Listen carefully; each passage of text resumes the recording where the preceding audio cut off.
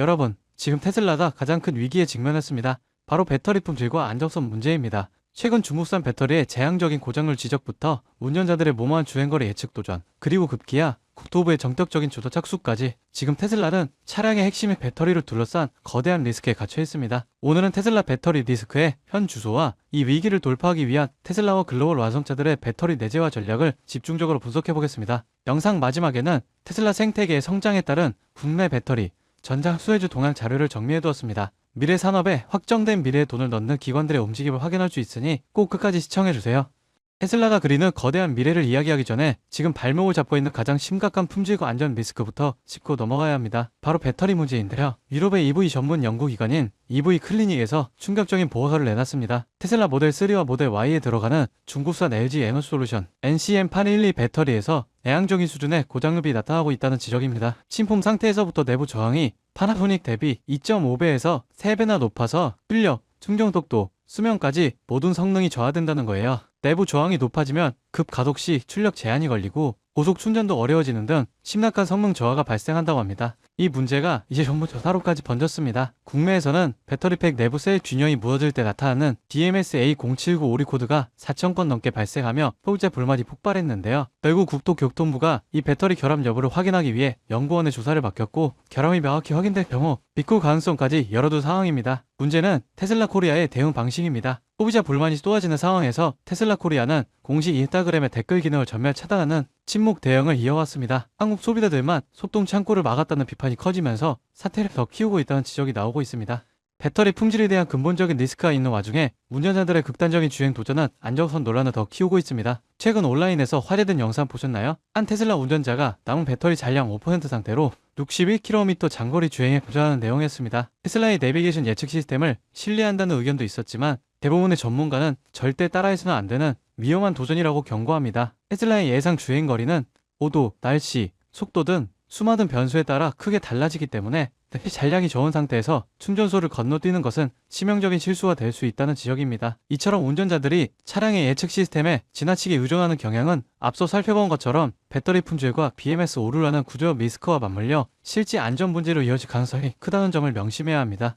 결국 지금 터지고 있는 품질 문제, 공급 불안정, 그리고 원가 경쟁이라는 삼중고가 테슬라와 글로벌 완성차 업체들의 배터리 내재화 전략을 더욱 가속화하고 있습니다. 전기차 제조 원가의 30에서 40%를 차지하는 배터리를 통제하는 것이 이제 선택이 아닌 필수가 된 거죠. 현대차는 대규모 배터리 캠퍼스를 준공해 차세대 기술 개발에 주력하고 있고 토요타 역시 북미의 20조 원 규모의 배터리 공장을 가동하기 시작했습니다. 테슬라는 한 발 더 나아가고 있습니다. 이미 자체 개발한 4680 원통형 배터리를 생산하고 있고 남극재, 음극재 등 국내 소재나들과 직접 접촉하며 배터리 생산까지 수직 계열화를 추진 중입니다. 품질과 가격을 모두 통제해 마진을 높이고 궁극적으로 전기차 시장에 가격 주도권을 놓지 않겠다는 생존 전략인 겁니다. 오늘 테슬라를 둘러싼 배터리 품질 문제부터 국토부 조사, 이를 극복하기 위한 내재화 전략까지 깊이 있게 분석해봤습니다. 결국 이 모든 리스크와 전략은 테슬라의 공급망에 연결되어 있는 국내 배터리, 전장 업체들에게 직접적인 영향을 줄 수밖에 없습니다. 테슬라가 수직 계열화를 가속화할수록 그 생태계 안에서 확정된 미래를 함께할 기업이 어딘지 찾아내는 것이 중요합니다.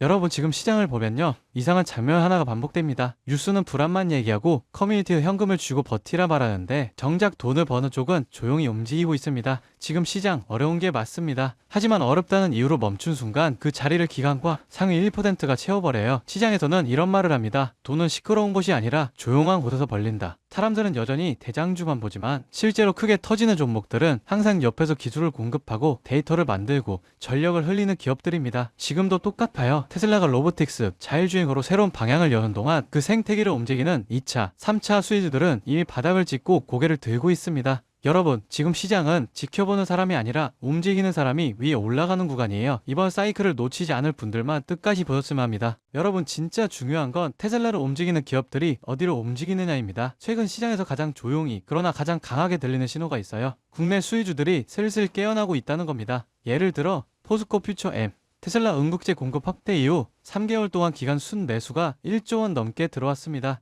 에코프로 BM은 전기차 침체 얘기가 나오는 와중에도 테슬라, BYD, CATL의 생산량 증가 전망에 맞춰 실적 컨센서스가 다시 올라오고 있어요.